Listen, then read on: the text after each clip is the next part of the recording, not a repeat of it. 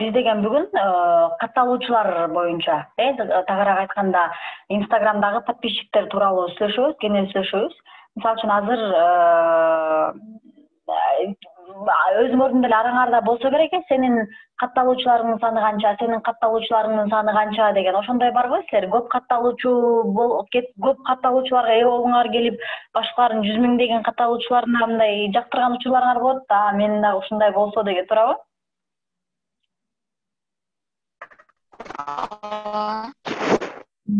Ошондой нерсе болот. Анан кийин бул көбүнчө эми ооба тигиндей көп катталуучу болуп деле турганы жакшы. Бирок ал деген мисалы үчүн ошол көп катталуучунун турганы аябай жакшы көрүнөт. Бирок ал деген сенин бизнесиңде ошолор сенин максаттуу аудиторияң болуп, ошол нерсе маанилүү да. Максаттуу контент, жана биз контент тууралуу сөз кылып атпайлыбы? Сенин контентиң бул китеп, сенин контентиң бул, сенин контентиң дары-дармек депчи, достор. Ошол силердин контентиңерди окуган адамдар силердин максаттык аудиторияңар болот. Мисалы үчүн, ошол баягы өткөнкү сабакта айтып өттүк эле, бир аз эсиңерден чыгып калган окшойт, дагы бир жолу кайталап коелу.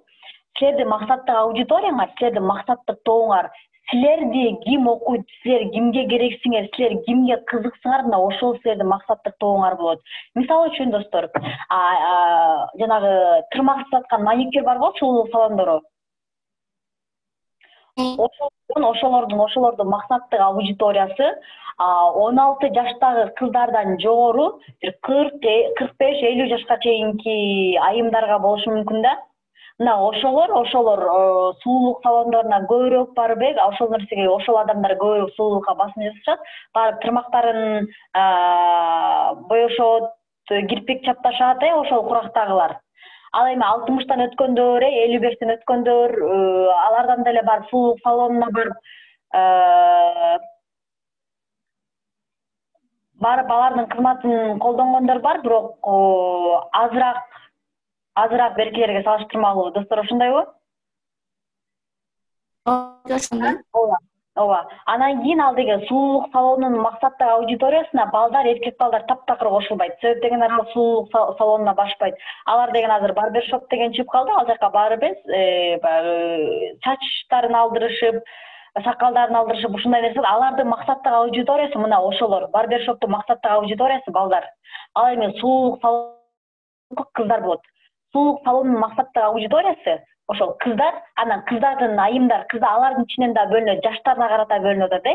16 жаштан жогору, ошо 16 жаштан жогору кыздар боенуп, өздөрүнө каранып башташат, ошондойбу? Же андай эмеспи?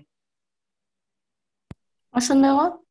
Же болбосо 18 жаштан жогору, ошондон жогору, анан кийин 40-45-50 жашка чейинки айымдарга болот. Андан кийин 50ден өткөндөн кийин, 55-60тан өткөндөн кийин айымдар көп мындай сулуулукка басым жасабай, алардын кызыкчылыгы башка нерсе болуп калат.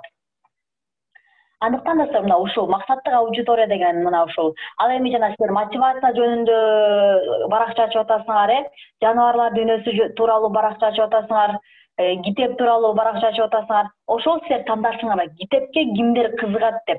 Жана биздин арабызда бар эле го, алсыз сиз ачтыңыз беле, Данышман бул китап ачканчы. Сиз деген өзүңүздүн максаттык аудиторияңызды кантип табышыңыз керек? Жанагы китеп саткан дүкөндөр бар го, китеп саткан дүкөндөрдүн катталуучулары, аларга активдүү лайк, ар бир чыккан постуна лайк басып турган адамдар, комментарий калтырып турган адамдар, мына ошол сиздин максаттык аудиторияңыз болот. Азыр деген баягы китеп сүйүүчүлөрдүн жашына карата биле албайбыз да. Китеп окугандар дагы бар, окугусу келбегендер дагы бар. Алар жаш, орто жаш, кары деп бөлүнбөйт. Алардын эмеси максаттык аудиторияңыз сиздики бир эле болот. Ал эми жана кийим саткан онлайн магазин деп коебуз, жанагы ал дагы сиздики эле же башкаларга негизи эле ошол кийим саткан онлайн дүкөн ачсаңыздар, анда анын максаттык аудиториясы ошол нерсеңизди, товарыңызды кимдер сатып алат? Мындай жумушу барлар, айлык ала тургандар, сиздин максаттык аудиторияңызды сиз ошентип табышыңыз керек да.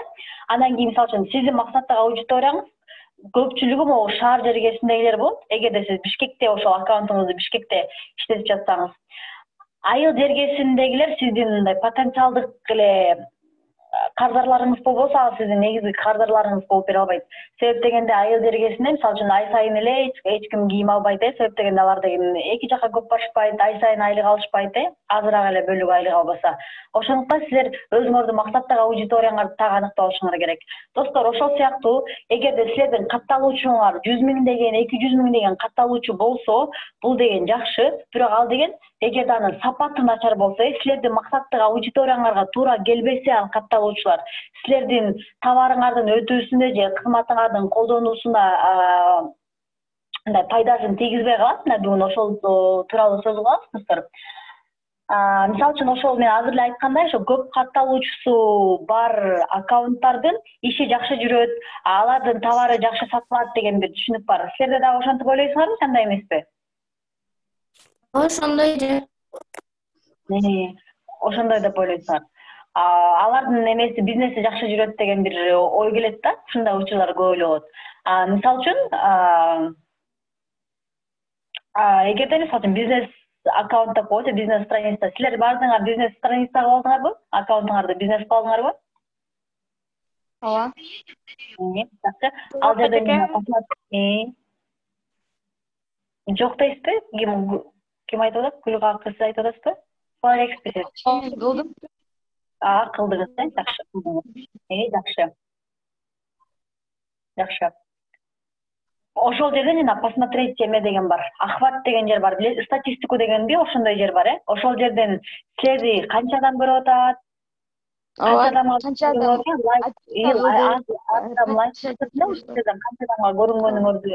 көрүнгөнүңөрдү билип алсаңар болот.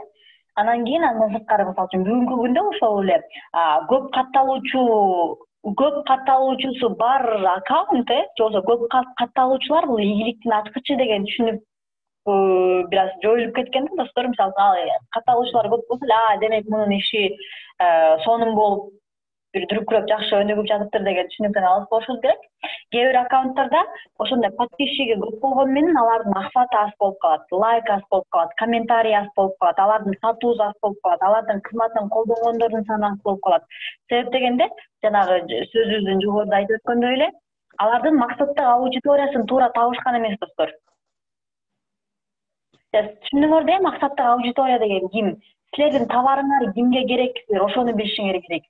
Силер азырынча силер көпчүлүгүңөр товар сатпасаңар дагы аккаунтуңардан, силер деген келечекте СММ адиси болуп иштеп каласыңар. Ошондо силер так даана билип алышыңар керек. Ошо так аныктап алышыңар керек. Силердин максаттык аудиторияңар ким?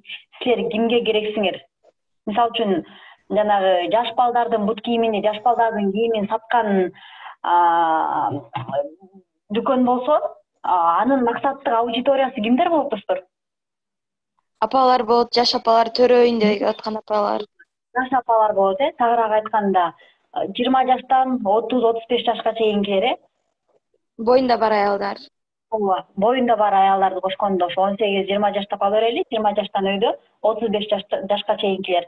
35 жаштан кийинкилер, 40 жаштан кийинкилердин балдары өспүрүм, кичинекей эмес, өспүрүм жана жеткинчек курактагылар болуп калат, алардын балдары чоңоюп калган. Мынакей силердин максаттык аудиторияңар мына ошолор болот. Жаш ата-энелерди силердин максаттык аудиторияңар болот. Силер деген мектеп окуучуларына силер эме кылбай эле койгула. Ушу подписчик дегенде эле биздин подписчикте аябай эме болушат да, бул деген анын баягы катталуучулар көп болгону менен анын охваттын начардыгын, товардын жана өтүмдүүлүгүн азайтат, Силер деген мен подписчигим мынча, мен ушунча кардарым бар деген түшүнүк эмес ал, достор. Андан кийинки нерсе бул ошол ранжирование деген түшүнүк бар. Мен бул эмеге жазып коеюн, бул жака. Эчке канчалык подписчигиң көп болсо, охватың аз болсо дагы жаман да, себеби мисалы аны далилдеш үчүн видео ошол тууралуу азыр ошол тууралуу кененирээк созуп алабыз. Видео киргизсең деле далилдеп коет да, мисалы 10 000 подписчигиң болсо 4 000 көрсө, ал вообще статистикаң төмөндөгөнүн билдирет. Ошондой жанагы миллион катталуучулары бар деп чыккандарды дагы бир изилдеп чыгышты эле, окудуңар беле? Көбүнчө бул деген жанагы накрутка болгон, жанагы активдүү эмес катталуучулары көп деген сыяктуучу. Мисалы үчүн миллион подписчиги бар адамдын активдүүлүгү акфаты мына мынча болуш керек деп. Ошондой нерсе болуп билинип калат достор. Бул жака жазып коелу. Ранжирование. Ушундай түшүнүк бар достор. Бул деген эмне деген түшүнүк? Мисалы үчүн 2012-жылы биз айткан болсок, Facebook, Instagramды сатып алгандан кийин кардиналдуу өзгөрүүлөр башталган деп. Бул деген өзгөрүүлөр дароо эле боло койгон эмес. Бул деген 2012-жылы 2016-жылдан баштап достор, 2016-жылдан баштап аябай өзгөрүүлөр болуп баштаган. Бул деген 2016-жылдан баштап силердин подписчигиңерге катталуучуңардын санына силер баардыгына көрүнбөйсүңөр. Ошол 2016-жылдан баштап. Өзүңөр деле байкасаңар, силер деген силердин эмеңерде силер подписка болгон эмес, силер көрө турган жакта силер аккаунттар жайгашкан, бирок алардын чыгарган маалыматтарын силер көрбөйсүңөр, башка эле активдүүлөрдүнкүн көрө бересиңер. Силер да байкап көргүлө ошону, балким буга чейин да байкаган болушуңар керек. Ошол эгерде 10 гана пайызына катталуучуларыңардын, эгерде силердин 5000 катталуучуларыңар болсо достор, анын мисалы үчүн 10% көрөт, ошонун 10% көрөт. Ал деген 500 адам болуп калабы, 10%. Ошо 10% адамга көрүнөсүңөр. Алар силерге лайк басат, комментарий кылат, анан ошол 10% адамдын эле 10% адамга көрүнөсүңөр, бирок алардын баардыгы эле ушул 500 адам тең лайк басып, комментарий жазып, ушундай нерсе активдүүлүгүн көрсөтпөйт да. Ошондуктан достор, силер деген Instagram силерге жанагы туш келди эле нерселерди чыгарбай калды 2016-жылдан баштап. Биринчиси, мисалы үчүн, силер эмнеге кызыгасыңар, адамдар өздөрү эмнеге кызыгат, мына ошол нерсени адамдарга сунуштап калып, себеп деген азыр аккаунттардын баардыгы көйүп башаламандык орун алды да. Ошондуктан мындай тармактарга бөлүп койду. Ким эмнеге кызыгат, ошону гана чыгаралы депчи. Силер деген өзүңөр катталган аккаунттарга аларга деген лайк коюп, алардын деген жана стористерин көрүп, ушинтсеңер алар деген, силер деген Instagramдын алгоритми түшүнөт, ал адам деген силерге керек экен, ал аккаунт силерге керек экен деп анан ошонукун көбүрөөк чыгарып баштайт. Башка адамдарга лайк койбосоңор, аларды ачып кирип карабасаңар, алардын стористерин көрбөсөңөр, ал аккаунттарды силерге көп сунуштабайт. Анан кийин ал экинчи жолу болсо, бул жанагы эме реклама багытында. Силер эмнеге кызыксаңар, ал адам деген ошол нерсени көбүрөөк сунуш кылыш керек да. Ал адам деген, эгер силер ошого кызыксаңар, Instagramда ага жардам берет, ошону деген биринчи орунга коет жанагы. Стористен деле силер деген өзүңөр байкасаңар достор, өзүңөрдүн деле аккаунтуңардан деле байкасаңар болот. Кимдин стористерин көп көрсөңөр, жана ким стористерин көп чыгарса, ошолордуку биринчи орунга келип калат. Байкадыңар беле ошону? Ой, эжеке. Ооба. Муну деген ошол Instagramда эжегөнчө. Айт берем. Эжегөнчө сообщение жазышканда дагы чыгып калат го. Кимге көп сообщение жазсаң, ошо менен дагы. Ооба, ошонун баардыгы ранжирование деп атпайлыбы достор? Ошонун баардыгы ошол нерсеге таасир этет. Жанагы силер директтен көп жазсаңар, ошол биринчиге чыгат, силерге ошол көп көрүнөт. Азыр мунун баардыгын кененирээк кылганды өзүңөр түшүнөсүңөр, биз баштан кетип атабыз да. Мынакей ошол силер көп эмнени карасаңар, мисалы үчүн өткөн сабакта да айтканбыз, мисалы үчүн балдардын рекламасы жирелди реклама кылып атса, жанагы дуалды тешик жанагы укталар колдонот го, ошону реклама кылып атса, анын кыздарга тиешеси жок. Аны деген бир гана ошол эмеге балдарга кылыш керек, эркек адамдарга кылыш керек. Ал эми кыздарга ошол маникюрдун балдарга эч кандай реклама кылып кереги жок. Аны бир гана кыздарга кылыш керек. Мынакей эменин социалдык тармактын ошол Instagram менен Facebooktун дагы алгоритми ошолорду эсептеп турат. Ошон үчүн жанагы биз эмеден тандайбыз го. Полду ошон үчүн тандайбыз го, мужской, женской деп эмеге каттоодон өтүп атканда достор, ошол нерселер чоң таасир этет. Ал эми андан кийин достор, эң жакшы делген бизнес аккаунттарда жанагы акфат деп коебуз го, ошол акфат 50% болуш керек. Эгерде сиздин катталуучуңуз 10.000 болсо, анда сиздин акфат 5.000 болуш керек. 5.000 болуш керек, бул деген жакшы көрсөткүч болуп эсептелинет достор. Силер деген акфатты кайсы жерден караганды билесиңер, жанагы посмотреть статистику дегенге кирип, билесиңерби достор? Ой, Жеке. Ошол нерсени ошол жерден көрөсүңөр. Эң жакшы бул эң жакшы көрсөткүч, акыбаттын эң жакшы көрсөткүчү. Ал эми бул 10%тен өйдө көрсөтсө деле түзүк болот. Эгерде 10%тен ылдый көрсөтсө, анда бул начар болуп калат достор. Анда ал менен деген жакшырап иштеш керек болуп калат. Анан кийин ошол жерде достор акыбатты жана көбөйтүү үчүн, биз деген акыбатты көбөйтүү үчүн акыбатты көбөйтсөк, оранжирование дегенге таасири чоң болот. Бул оранжирование деген достор жанагы рекомендацияда чыгып калат го. Өзүнөн өзү чыгып калат, Ошол рекомендацияга чыкканга, жанагы поискка киргенге интересный беле, популярный деп чыгып калат го. Ошол жакка чыкканга, ушул ранжированиялар канчалык жакшы болсо, ошончолук силерди Instagram өзү ошол жакка чыгарып турат, автоматтык түрдө өзү ошол жакка чыгарып турат. Эми буну биз кантип чыгарабыз? Азыр ошону биз кененирээк токтолобуз буга. Бир күндө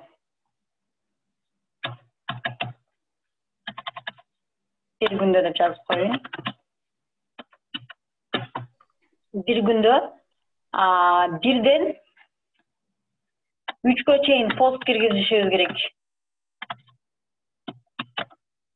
Бул посту жөн эле киргизе бербестен, бул деген өтө пайдалуу посттордон болуш керек достор.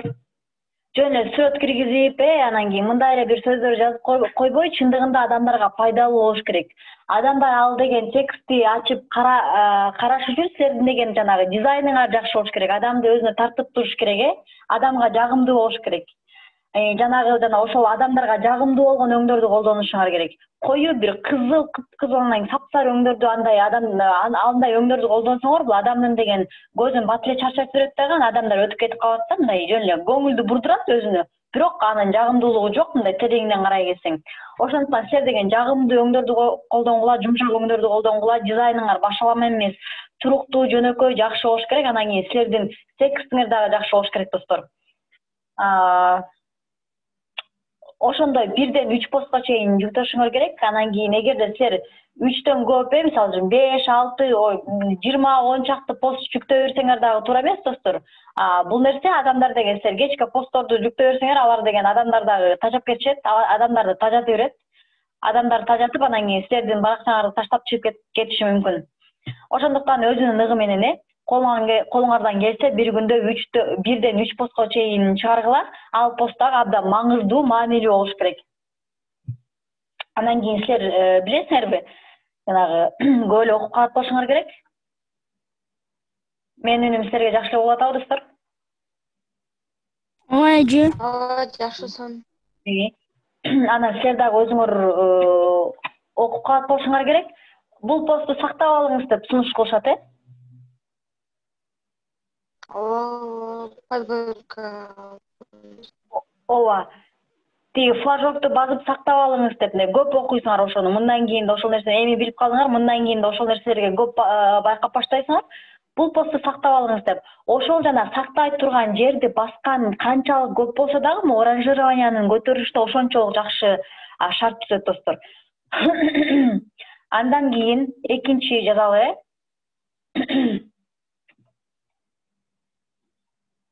Экинчи. Stories.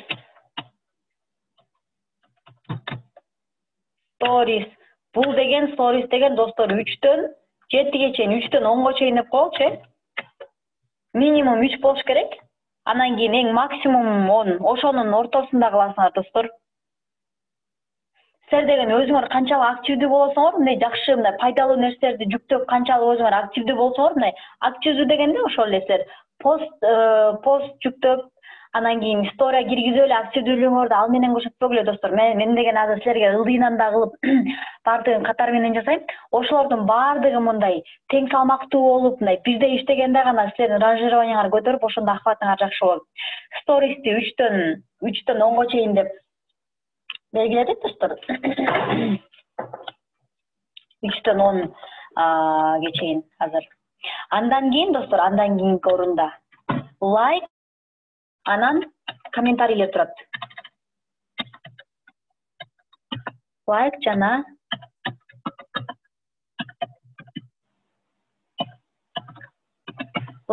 комментарийлер. Силер билесиңерби, жана конкурс уюштуруп калганда, көп көрөт болушуңар керек. Акыркы мынча постко лайк, анан кийин комментарий калтырыш керек деп көп сунушташат ушуну. Байкайсыңарбы достор? Ооба, Гонча гифтерде. Ооба, конкурс гифтерде giveaway деп көп уюштурушат ошол. Ошолордо акыркы 10 постко, акыркы 7 постко лайк коюш керек сөзсүз, андан кийин аларга комментарий жазыш керек деп. Мына бул дагы ошол аккаунттун жакшы иштешине, активдүү иштешине, ахваттын жогорулушуна жакшы шартсы. Бул да лайк жана комментарийлер. Силер деген адамдар деген эмнеге адамдар деген бардык эле постуңарга мага лайк коюп койгула, мага комментарий жазып койгула деп адамдарды кыйнай албайсыңар да. Адамдар өздөрүнүн көңүлү менен лайк коюп комментарий жазыш үчүн достор, ошол эле айткандай, биринчи орунда айткандай, постуңар жагымдуу болуш керек, сүрөтүңөр адамды өзүнө тарткан, жагымдуу болуш керек. Анан силер ошо чындыгында пайдалуу кылып, сактап ала тургандай кылып, силердин сактап ала турган жанагы белгини басып койгондой адамдар үчүн чындыгында пайдалуу болуш керек. Мисалы үчүн силер деген жанагы косметика тууралуу дагы пост жазып, ошого дагы баракча ачтыңар, ошондо деген масканын түрүн жазууга достор. Мисалы үчүн күнүмдүк эле турмуштагы сабизден, картошкадан кантип маска жасаса болот, ошону базытына жакшы, жөнөкөй, түшүнүктүү тил менен жазгандан кийин бул эмени жасап, күндө жасап же эстегенде жасап туруш үчүн бул эмени жогото албаш үчүн сактап алыңыз деп, андан кийин сөзсүз ошондой сунуш кылып кеттилер, сактап алыңыз деп. Анан эгерде ошол нерсе чындыгында жакса, сүрөтү жакшы болсо, адамдын автоматтык түрдө эле адам өзү лайк коет да. Андай жагымсыз болсо адам лайк коюп эле жөн өтүп кетип калат. Андан кийин комментарийди кантип жаздырабыз достор? Жөн гана бир нерсени жазып, байланышы жок бир нерсени айтып туруп эле анан кийин мага комментарий калтыргыла деп койсоңор, мындай көпчүлүк адам ал нерсеге калтырбайт. Ошондуктан достор, силер деген жакшы текст жазып, жөнөкөй текст жазып, андан кийин ошол силердин ой пикириңерди улантып кете тургандай бир аягына ошондой кылышыңар керек. Бир таалуу, бир актуалдуу бир маселе тууралуу жазып, анан кийин сиз кандай ойдосуз, өзүңүздүн оюңуз менен бөлүшүп кетиңиз деп. Бул деген адамдар ошол нерсеге өздөрүнүн ойлору менен бөлүшөт. Же болбосо оюн сыяктуу кылып коюңуз, сиз деген бир учкул сөздү жазып, же макалды жазып. Достор, ушул нерсени, бул нерсенин уландысы кандай? Уландысын жазгыла, ким билет деп. Ушул сыяктуу достор. Өзүңөрдүн дагы ой чабытыңарга жараша ал нерсени ошондой нерсе кылып уюштура берсеңер болот. Лайк жана комментарий. Андан кийинки орунда, достор,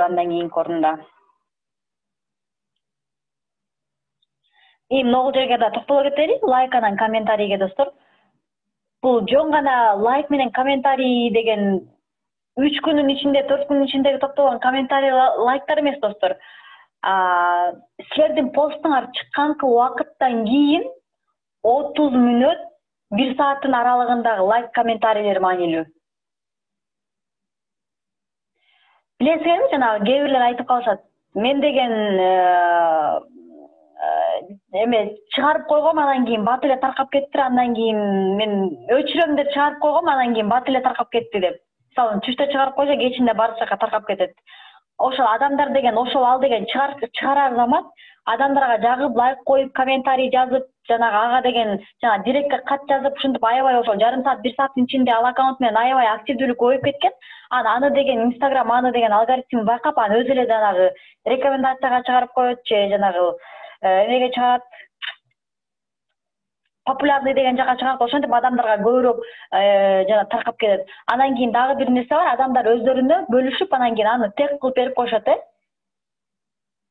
Ошондой нерсе дагы ал аккаунттун көп тармакка жайылуусуна шарт түзүп берет. Ошол нерседен лайк жана комментарий бул 3 күндүк, 4 күндүк жана баардык жалпы лайктарды эсептебегиле, ошол постуңар чыккандан кийин 30 мүнөт менен 1 сааттын аралыгындагы комментарийлер, лайктар эсептелинет достор. Комментарийди адамдарга кантип жаздырыш керек экени боюнча идеяны алдыңар, Ойду улоо боюнча, сиз кандай ойдосуз деп аларга суроо берип достор. Катталуучуларыңыз менен жакында сүйлөшүңүз, өзүңүздү тааныштырып, сиз өзүңүздү тааныштырып кетиңиз. Өзүн жакшы тааныштырган адамга мен приз бар, же болбосо 100 бирдик салып берем, 50 бирдик салып берем деген сыяктуу нерселер достор. Ошондон адамдарда кызыгуу пайда болуп, өздөрүнүн көңүлү менен комментарий жазганга шарт түзүлөт. Анан жөн эле мага комментарий калтырыңыз же мага лайк басыңыз десеңиз, ал нерсе жакшы иштебейт достор. Андан кийин түз эфирлерди уюштуруу.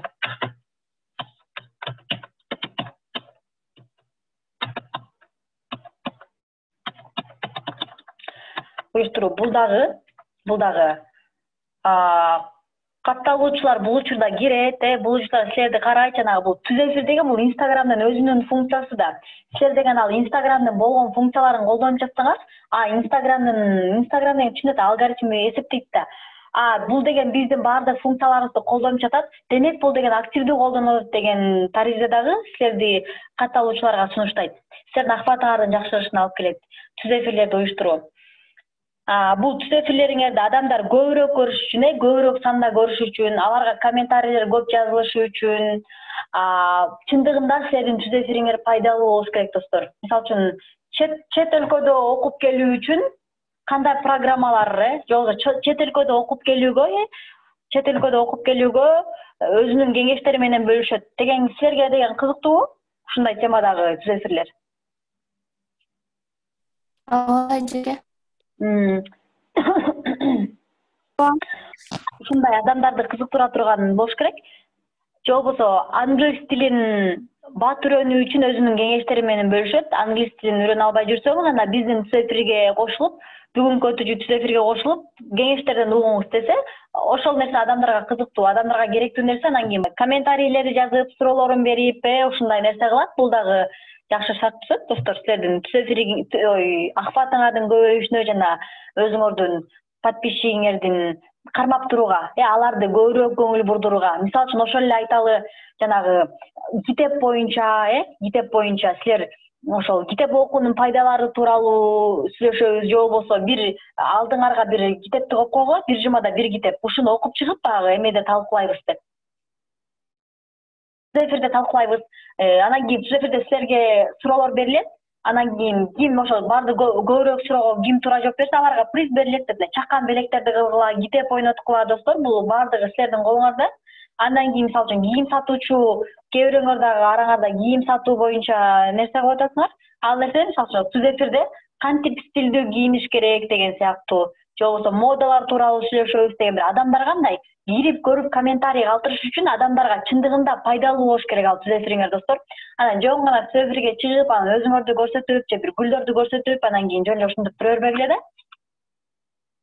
Достор, түшүнүктүү болуп атабы? Ооба, эжеке. Түшүнүктүү жана маанилүү болуп келет. Рахмат, достор, азыр мынакей. Андан кийин түз эфирди уюштурууну сөз кылдык. Андан кийин, достор, жана сиздер айтып өтпөсүңөрбү?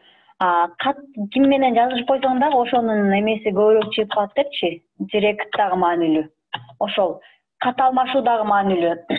Достор, булардын баардыгын өз-өзүнчө бөлүп карабагыла. Буларды мен азыр ушул жерге баардыгын жазам. Ошолордун баардыгы силердин активдүүлүгүңөрдүн көтөрүлүшүнө, акыбатыңардын жакшырышына, Инстаграм өзү силерди алып чыгып башка адамдарга сунушташына ушулар шарт түзүп берет, достор. Булардын ар бирин өз-өзүнчө карабагыла. Баардыгы мындай бир бүтүн да, мындай. Силердин могу эмеңер сыяктуу кайсы жактан көрүнөт? Бул жактан көрүнөт атабы? Силердин могу манжаларыңар сыяктуу. Бул силердин колуңар, бул деген силердин лайк болот, бул деген директ болот, бул деген сторисиңер болот, бул деген жана башкадыр алдыда айтуучу нерсе болот. Ушулардын баардыгы бир бүтүн болуп, анан кийин силердин активдүүлүгүңөрдү жогорулатат. Директинде көрдүк. Ким менен силер деген катталуучуларыңар менен мисалы үчүн 2 күн мурда силерге суроо берсе, силер 2 күндөн кийин жооп берсеңер, бул дагы туура эмес, достор. Эмне себептен азыр жанагы компаниялар, уюмдар, чоң уюмдар өздөрүнүн атайын SMM адис алышат. Жумушчу катары ошол алышат. Ал деген SMM адистер атайын аларга окуп, атайын убакыт бөлүп, эмне себептен ошентет. Ушулардын баардыгын карап туруш үчүн, достор. Эмне себептен аларга акча төлөп берет, Жоң гана анда өздөрү деле ошентип эле кыла бербейт беле анда. Мындай 2 күндөн кийин бош учурунда гана жооп берип коюп, комментарий жазса ага деле бош учурунда жооп берип коюп, жок, достор, андай эмес. Мунун баардыгы ошол учурунда болуш керек. Силерге деген директтен бирөө жаздыбы? Силер деген ошол заматта жооп бергенге аракет кылышыңар керек. Ошон үчүн аларга деген акча төлөп, ошон үчүн SMM адис кылып алып атат да. Комментарийге дагы силердин эмеңер боюнча суроо келсе, суроо түшсө, аны дагы өз убагында жооп бериш керек, достор. Директ дагы ошол сыяктуу. силерге канчалык көп адам кат жазса, силер ошол маал менен өз убагында жооп берип турсаңар, бул дагы силердин активдүүлүгүңөрдүн жогорулашына жакшы шарт түзөт. Андан кийинки болсо силердин катталуучуларыңарга, мисалы үчүн кээ бир аккаунттарда бар, бир 30 миң, 40 миң подписчик болсо, өздөрүнүн эмесинде 0 деген нерсе бар. Ал 0 деле болгон жакшы, достор. 0 деле болгон жакшы, бирок силер маалы менен кээ бир учурларда кирип өзүңөрдүн катталуучуларыңарга муну толуктап эмне деп жазып коелу. Катталуучулар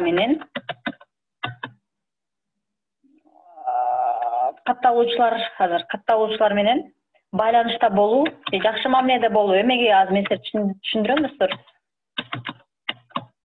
Байланышта болуу. Катталуучулар менен байланышта болуу. Аларга дагы, достор, силер дагы аларга кирип, жок, алар силерде бар болсо, аларга да лайк коюп коюлган кезде эч качан мындай кичинекей нерсени эч качан аябагыла. Лайк коюп койгула, чыктыбы маал менен кирип аларга лайк коюп тургула. Силердин аларда бар экендигиңерди, ал катталуучуң дагы сиздин эсиңизде бар экендигин эскертип турчу нерсе да, достор. Сүрөттөрүнө комментарий жазып койгула, эч нерсе болбой турса, ал кичинекей нерсе. Бирок ал катталуучу силерди жакшыраак таанып, силерден мисалы чыгып кетпегенге дагы бир негизги болсо дагы ошол бир чыгып кетпөсүнө бир жардамчы катары болот да. Лайк коюп койгула, комментарий калтыргыла, ошол комментарийне комплимент жазгыла, катталуучулар менен ушундай байланышта болсоңор болот, достор. Андан кийинки акы төлөнүүчү рекламанын жардамын колдонуу. Ал деген таргеттик реклама, Биз деген таргеттик рекламаны дагы эртең үйрөнөбүз, достор. Таргеттик реклама. Андан кийин жана өзүнөн өзү чыгып калат, реклама деп чыгып калат. Андан кийин бул деген, достор, билесиңер, бул деген эмнеге андай болуп чыгып калды. Мисалы силер жанагы поискка кирип издейсиңер го. Бир издейсиңер, ошондон дагы баардыгын Instagram анын баардыгын билип турат да, силер эмнеге кызыгасыңар, эмнени көп издейсиңер, силер эмнени издейсиңер, силер эмнеге кызыгасыңар, баардыгын Instagram'дын алгоритми эсептеп турат дагы, силерге ошол нерсени сунуштайт. Мисалы үчүн бүгүн кирип бир буюмду жазып көрсөңөр, эмне деп жазып көрөсүңөр? Бир буюмду жазып издеп көрсөңөр, өзүңөр эле байкайсыңар, андан кийин силерге ошонун рекламалары чыгып баштайт. Же болбосо жанагы Google'дан деле кирип издейсиңер го, Google'дан деген бир каалаган бир товарыңарды издеп көргүлө, достор, өзүңөр дагы ошол нерсени жакшыраак түшүнүш үчүн. Google'га кирип, Instagram'дан издеп көргүлө ошол буюмду. Анан силерге ошонун рекламалары чыгып баштайт. Силер Google'дан бир нерсе издейин деп кирсеңер дагы, ал дагы өзүнүн Google'дагы өзүнүн рекламаларын сунуштайт го. Ошол сыяктуу силер эмнени издесеңер, кийинки силерге деген билип калды да алчы. Демек бул ушул нерсеге кызыгат экен, бул адамга ушул нерсе керек экен деп силерге ошонун рекламаларын силерге көрсөтүп баштайт. Мынакей ушундай жол аркылуу ишке ашат. Андан кийин, достор, Instagram'дагы жаңы технологияларды колдонуу.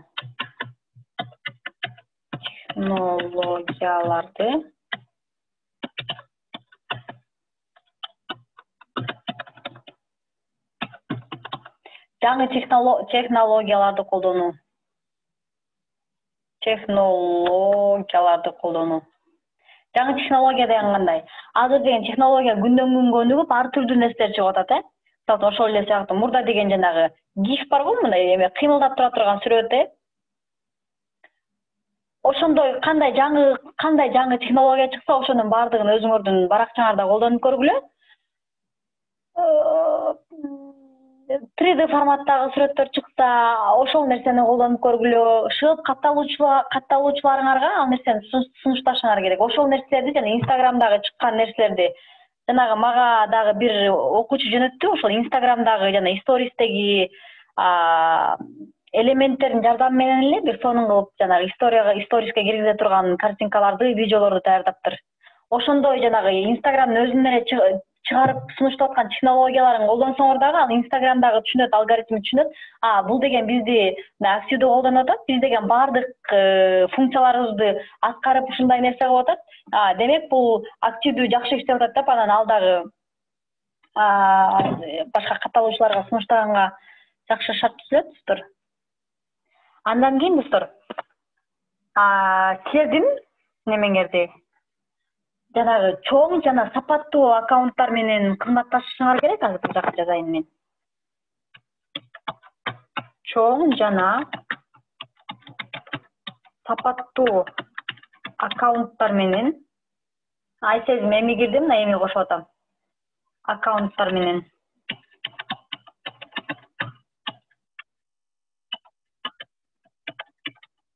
кызматташуу. Муну кантип кызматташат достор? Мисалы үчүн силердин бир кызыктуу постуңар чыкса, же болбосо силердин бир товарыңар чыкса, же силердин кызматыңарды элге сунушташ керек болсо, ошолор силер менен алар менен кызматташасыңар. Алардын силердин чыгарган товарыңарды, силердин чыгарган постуңарды алар деген өзүнүн баракчаларына бөлүшүп турушат, ошо айтып атпайлыбы? Чоң жана сапаттуу аккаунт болуш керек депчи. Мисалы үчүн өзүнүн 5000 катталуучусу болуп, анын деген эң активдүү эле аны көрө турган эле адам 100-200 болсо, анда ал начар да. Ошондуктан активдүү сапаттуу катталуучулары болсо, ошол адамдар менен кызматташып алсаңар жакшы болот. Алар деген ошол силердин чыгарган постуңарды бөлүшүп, ал дагы өзүнүн аккаунт катталуучуларына ал нерсени сунуштап турат. Анан достор, силерге айттык эле го, бул өзүңөр. Өзү силер деген азыр бул жактан бир канча окуучу окуп атасыңар, 20дай деп коет, 20дан ашын окуучу. Булар дагы өзүңөрдүн эмеңер менен айтып өттүк эле го, жанагы аккаунтуңарды бөлүшүп алгыла.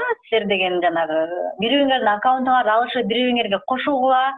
Анан кийин силер деген жанагы постуңар чыгып жакшырып баштаганда, силер деген күнүнө 1-2 баягы өзүңөрдүн катталуучуларыңарга сунуштап тургула. Достор, ушундай бир баракча ачылды, жакшы. Чындыгында бирок ошол досторду, башка адамдарды өзүнө тарта турган сапаттуу, кызыктуу контент болуш керек, достор. Анан силердин дагы дизайныңар дагы жакшы болуш керек, адамдарга көрүнүктүү болуш үчүнчү. Мынакей өзүңөр дагы азыртадан бири-бириңер менен ушинтип кызматташып баштасаңар болот, достор. Андан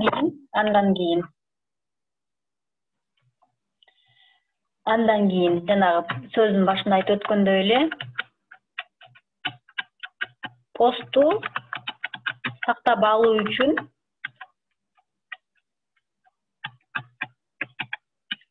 пайдалуу маалымат менен бөлүшүү.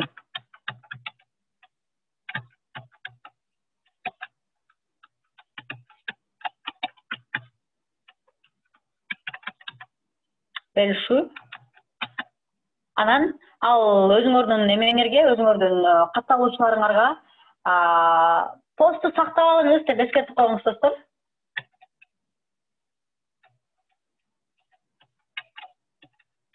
Посту сактап алууларын эскертүү. Достор, силер ошол чындыгында силердин постуңар пайдалуу болуш керек. Анан кийин пайдалуу посту, анан кийин силер аларга посту сактап алыңыз деп эскертип коюшуңар керек, достор. Мынакей достор, мынакей ушул нерселердин баардыгы биз көрүп атабыз го, мына силерге көрүнүп атабы? Мынакей ранжирование деп башына жазып койдук. Мынакей ушинтип жазган нерселердин баардыгы, бул 10 нерсе жаздык.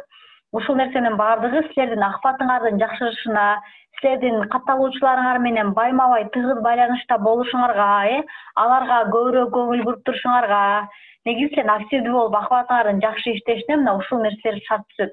Бул деген ранжирование деп аталат. Ошол ранжированиянын жакшырышына жана ушул нерсенин көтөрүлүшүнө. Силер деген Instagram өзү рекомендацияда чыгарып берүү өзү ошентип турат. Жана популярныйга чыгып турасыңар. Эгер ушунуңар жакшы болуп, активдүү болсоңор, ошол эле жирекке келген нерселерге өзүңөр бат-баттан жооп берип тургула. Бул нерсе ранжирование деген нерсе түшүнүктүү болду, достор. Бул эме менен иштөө. Катталуучулар менен иштөө жана кантип чындыгында сапаттуу катталуучуларды көбөйтүү, сапаттуу катталуучуларды кармап калуу. Достор, бул бөлүк түшүнүктүү болдубу? Жазып алдык. Жазып алдыңар, өчүрүп коеюн. Андан кийин катталуучуларды топтоо деп жазып коелу бул жерге. Подписчиктерди топтоо,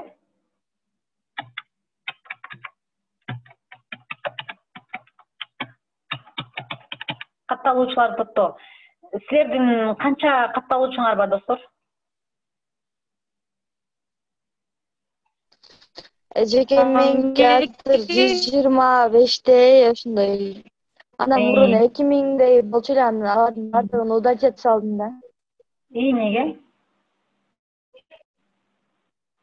Анан кийин 100 ошондой эле калтырып койдум.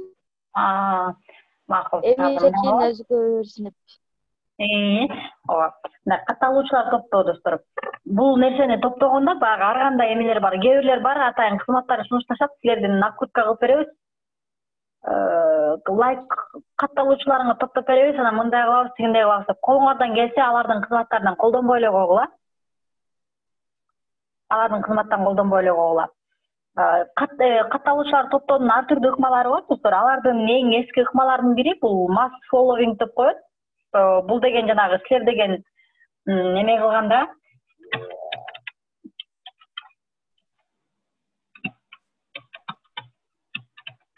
mass following. Бул деген силер жанагы катталуучуларды топтош үчүн силер эме кыласыңар го. Башка адамдарга катталып, анан кийин кайра алардын кайсы бир бөлүгү силерге катталат, кээ бирлер подписчикти ушинтип топтойт. Билесиңерби? Азыр мен эмени ачайын бул жерге. Инстаграмды ачайын.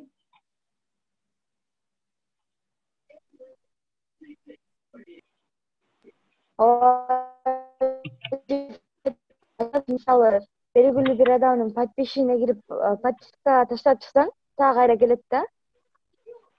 Ооба, ошондой.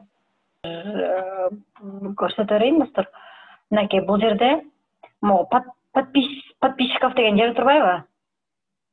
Ушул жериңерди адамдар ушул жерин көбөйтүш үчүн адамдар деген бул жерин көбөйтүшөт да, адамдарга көп болуп катталышат. Анан кийин ал адамдардын канча бир бөлүгү анан кийин бул жака катталышат, Ошондо мисалы үчүн адамдар бул эмени колдонуу бекер, бул mass following'ти колдонуу башка адамдарга катталып, анан алардын канча бир бөлүгү катталган ал деген бекер кыласыңар. Бирок деген силер деген бир учурда 100дөн ашуун адамга катталсаңар, силерди деген Instagram блок кылып коет. Балким кечке чейин блок кылып коюшу мүмкүн, 5 саат, 12 саат, 18 саат блок кылып коюшу мүмкүн. Андан кийин силер ага деле токтой эле кайра эле кыла берсеңер, анан кийин 3 күнгө, 1 жумага блок кылып коюшу мүмкүн. Анан кийин азыр деген анын деген лимити бар. 1 саатта 60тан 100 адамга чейин гана кошулушуң керек. Эгерде ушундагы саат сайын эле ушинтип кошо берсең, сени дагы блок кылып коет достор. Анан кийин кечке блокко түшө берсең, аны биле берсе, сенин деген паролуңду алып салат. Анан бул деген жаңы ачылган аккаунт үчүн эч нерсе эмес, балким сиздин деген жанагы подписчиктериңиз көбөйүп турган, көп болуп калган аккаунттар үчүн анан паролдорун алып, ал нерсесин өчүрүп салса, бул өтө эле жагымсыз нерсе болот. Андыктан достор, мисалы үчүн бул деле нерсени мен силерге көп кылгыла, бул нерсени ооба, бирок туура багытта кылгыла. Эгерде биз деген бул жерде азыр түшүндүк, биз улам эле блокко түшө берсек, биздин Instagram паролубузду алып өчүрүп коет экенин түшүндүк. Андыктан ошо көп блокко түшпөгөндөй кылгыла. Балким силер бир күндө же 50 же саат сайын 50 негизи лимит ошондой, силерге ошол нерсени сунуштайм. Саат сайын 50гө чейин гана кошулуп тургула, бирок ошондо дагы силер саат сайын эмес. Саат сайын ошентип берсеңер дагы ал нерсе Instagram ал нерсени блок кылып коет, анда дагы. Мисалы үчүн бир учурда бир күндө бир 4-5 жолу кирип, 4 жолу кирип деп коелучу. 4 жолу кирип, анан кийин ошол 50гө чейинки адамга подписка болуп, анан кийин балким каалоочулар силерге да подписаться кылышат. Эгерде ошондо достор, ошондо бир 10 адамга катталсаңар, силер мындай болжол менен, силер 10 адамга катталсаңар, сизге 1 же 2 адам катталат. Сиз деген бул жерге 100 адамга катталсаңыз, сизге 50 адам же 60 адам катталат деген түшүнүк эмес алар. 1 же 2 адам гана катталат. 2 адам деп коелучу, сиз деген 100 адамга катталсаңыз, сизге балким 10 же 20 адам кайра эме кылып катталышы мүмкүн. Эгерде сиздин эмеңиз чындыгында сапаттуу болсо, контентиңиз чындыгында сапаттуу, кызыктуу болсо, өзүңүздүн аудиторияңызды так туура тапсаңыз, анда балким көбүрөөк болушу мүмкүн. Эми кантип ушул mass following'ти колдонуп жатканда, кантип азыр Мм. Мас фолловингди колдонуп жатканда достор кантип туура колдонушубуз керек. Мисалы үчүн сиз өзүңөрдүн эмеңер бар. Атаандаштарыңар бар достор, ошол эле мотивациялык башка да баракчалар бар, китеп саткан дагы башка дүкөндөр бар. Дагы эме жана башка өзүңөрдүн атаандаштарыңарды билесиңер. Алар силердин атаандаштарыңар ким экендигин аныктап алдыңарбы, достор? Достор, аныктадыңарбы силердин атаандаштарыңар ким экендигин? Достор, менин болуп атабы? Ооба жеке мен аныктадым. Поискке кирип кулинария деп жаздым, анан кийин көп аккаунттар чыкты, аларды кирип иш аракетин көрдүм. Кандай кылса болот ошол. Мынакей, ошолордун катталуучулары, алар деген сизден кулинарияга кирип, эме кылышпайбы? Ошол аккаунтка кирип, лайк коюп, алардын жазган постторун окуп, мына ушундай нерсе кылышат. Демек, анын максаттагы аудиториясы силер экөөңөрдүн контентиңер бир да, сиздин дагы максаттагы аудитория болот. Мына башка достор, ушул нерсени мисалга алгыла, ушул сыяктуу. Сиз ошолго кирип, сиз анын катталуучуларына сиз ошолорго катталыңыз. Сиз деген тамакчылай турган нерсе болуп, анан деген сиз китептикине же кийимдердикине барып башка адамдарга катталбаңыз. Сиз деген өзүңүздүн максаттагы аудиторияңызды туура таап, силер ошолорго катталгыла да. Силер деген мисалдан ал адам деген тамак жасаганга кызыккан үчүн ал ошол аккаунтта жүрөт да. Сиз деген ага дагы барып катталып, лайк коюп, комментарий жазып, анын дагы көзүнө көрүнсөңүз, сиздин баракча чындыгында кызыктуу болсо, анан кийин сизге кирип, анан сизге дагы кошулат ал. Мен бул жактан дагы маалымат алсам болот турбайбы?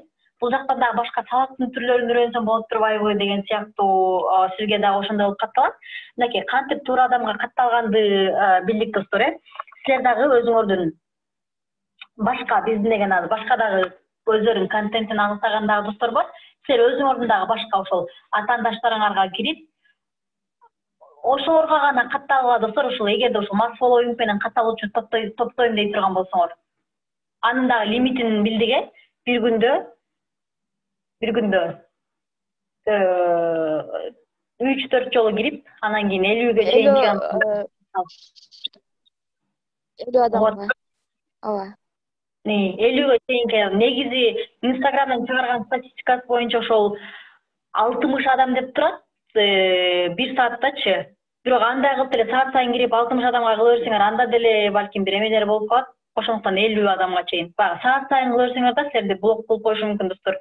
Себеп дегенде бул деген ошол Инстаграм азыр колунан келишинче баардыгын жон гана коздук үчүн эмес, мындай чыныгы мындай сапаттуу эме кургусу келет. Ошондуктан силерге жөндөн эле мындай ошол сөзүн башта айтпадыкпы?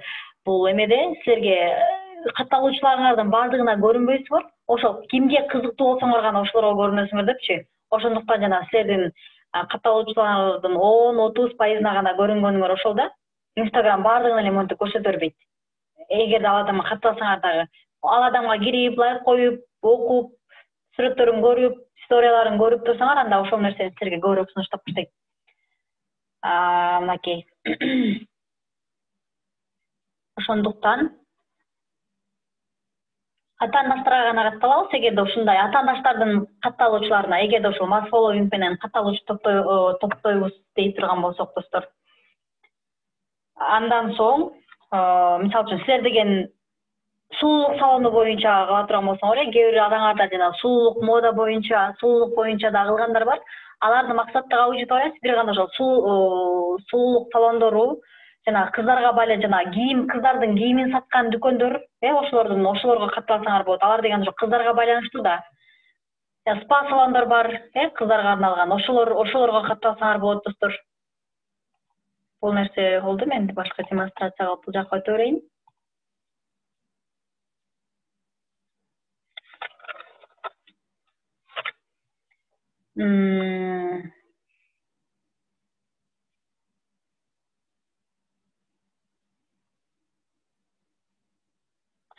Достор, бул мас фолловинг менен катталуучуларды топтоо, бул деген өтө оор болуп калат. Мындай жеңил болгону менен өтө майда жумуш. Мындай жол менен мындай жетсеңер дагы бир нерсе мындай өзүңөр тажап кетишиңер мүмкүн достор. өтө майда жумуш болот. Анан кийин жана силерге көрсөткөндөй эле жанагы подписка деген жеринде силердин 60тан 100 колуңардан келсе 100дөн ашырбаганга аракет кылгыла. Жана кээ бирлердинки ошондо подписчик топтойн деп баары эмне кошулуп, кээ бирлердики 4000, 5000, 6000, 7000, 8000ге чейин барып калат да. Ошондой нерсе кылбагыла. Кайра ал деген мындай баракчаңардын көпсүз көрүнүп да. Анан азыр деген баардыгыбыз билебиз да, ал подпискасы эмес, подпискасы бөлүмү мындай жакшы болуп, ошонун сапаттуу ошол жагынан кармагыла да. Ошол колуңардан келсе, ошол бизнес аккаунтуңарды 60 менен 100дүн ортосунда кармагыла, жанагы өзүңөр катталган адамдарды. Анан кийин дагы бир ыкмасы, мисалы үчүн азыр деген жанагы миллиондогон катталуучулар бар, ырчылар дагы бар, ошолордун деген акыркы чыккан постуна, мисалы үчүн кээде карайсыңар, 3 мүнөт мурда, 1 мүнөт мурда, 2 мүнөт мурда алар деген киргип посту жүктөшкөн, анан кийин алардын лайкы 300-400 болуп калганда, анан ал адамдар деген ошо 1 мүнөт мурда, 2 мүнөт мурда лайк койгон, постко лайк койгон адамдар ошол учурда Инстаграмда отурган адамдар болот. Өзүңөр деле байкайсыңарбы? Инстаграмга бир кирсеңер оңой менен чыкпайсыңар да, же кирип эле анан ошол адамга лайк коюп эле анан чыгып кетип калмай жок. Аны деген баардык жагын карап чыгыш керек, башкалардын историяларын көрүп чыгыш керек, ошондой. Ал адам деген оңой менен чыкпайт. Ошондуктан достор, ал адам ошол маалда 1-2 мүнөт мурда лайк койгон адам ошол учурда Инстаграмдын өзүндө болот. Анан силер деген ошол учурда ага катталып, ага деген лайк коюп, ага дегендей комментарийлерди жазып, ошондой нерсе кылсаңар, ал адам ошол замат силерди көрөт. Балким ошол замат силерге катталышы мүмкүн достор. Жакшы. Андан кийин аккаунттарды сатып алышат,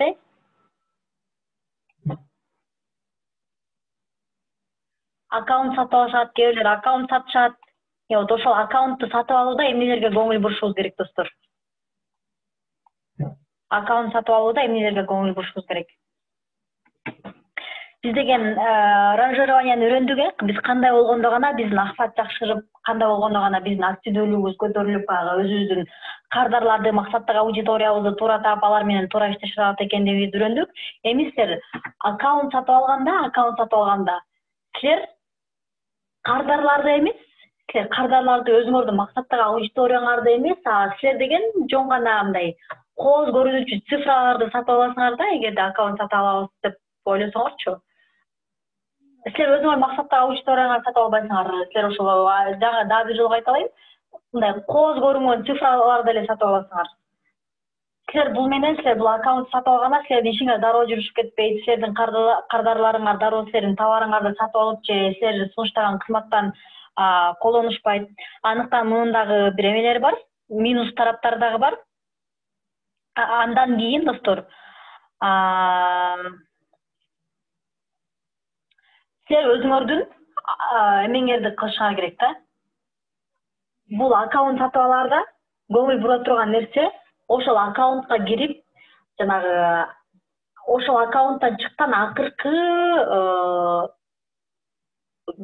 бир жумадан 15 күнгө чейинки, 2 жума аралыгындагы, бир жума менен 2 жума аралыгындагы чыккан постторго өзүңөр эле кирип карагыла, алар кимдер? Аккаунтта канча катталуучу деп турат. Ал эми ага лайк койгондордун саны канча экен, комментарий жазгандардын саны канча экен, аларга кимдер комментарий коюптур, аларга кимдер эме кылыптыр деп өзүңөр эле мындай эле анализ кылып чыксаңар болот. Эгерде ал аккаунттун ошол эмесине катталуучулардын санына жараша, анын дагы акпаты ошондой болсо, лайк койгондордун саны көп болсо, комментарий жазгандар көп болсо, чындыгында активдүү болсо, анда сатып алсаңар болот.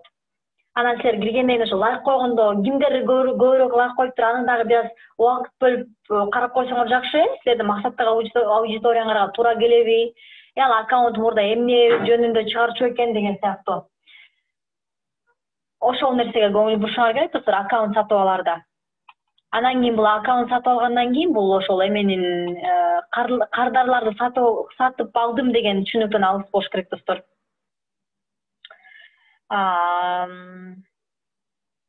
Эгерде бул аккаунт кыздарга арналган постторду жазып турса, сулуулук салонуна арналган балким ошол сыяктуу нерселерди жазып турса, анда сиз техника боюнча техника сата турган бир аккаунт катары иштетем деп ойлонуп атсаңыз, анда бул аккаунт сиздин максаттагы аудиторияга таптакыр туура келбейт.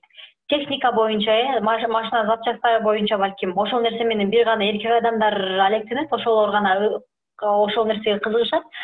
Сиздин эгерде бул постто сиздин сатып ала турган аккаунтуңузда бир гана кыздарга тиешелүү нерселер тууралуу жазылса, анда ал сиздин максаттагы аудиторияңызга таптакыр туура келбейт. Ал аккаунтту сатып алгандан көрө, ал аккаунтту сатып алганча сиз өзүңүз эле нолдон жаңы аккаунт баштаганыңыз оң, достор. Аккаунт сатып алганда эмнелерге көңүл буруш керек экендигин маалымат алдыңарбы, достор? Андан кийин, достор, силерге клон эме деп жазгам дебедимби, айткам баягы сабактардын башында. Аккаунт. Клон аккаунт. Бул деген кандай, достор? Бул деген кандай? Биз деген азыр кайра эмеге кирели. Мынакей, биз деген баягы биринчи сабакта айтканбыз, адамдар бизди эмне деп издейт экендиктерин биринчи билип алып, анан кийин ошол нерсени жазышыбыз керек деп, чамол биздин аккаунтубуздун аталышын ошол нерсеге байланыштырып түзүшүбүз керек деп, Эгерде бул жерге биз чындыгында биздин компаниябыздын атын кое турган болсок, ошол эмебиздин кызмат көрсөтүүбүздүн атын аталышын кыла турган болсок, анда биз бул жерге жазышыбыз керек, ачкыч сөздөргө, имя деген жерге. Достор, аларды жакшы эле билип калдык, Ушул жерге жазышыбыз керек деп айтканбыз. Анан кийин адамдар мисалы үчүн түрдүү издеши мүмкүн да, адамдардын бардыгы эле бир нерсе менен издебейт. Варианттар дагы болот, мисалы үчүн эмне деп айталы? Бир мисал айткачы, силерге эмне деген мисал, курс деп жазып көрөлү. Мисалы үчүн курс эмне? Тил үйрөтүүчү курс болсо, курс английского языка деп жазып көрөлү да.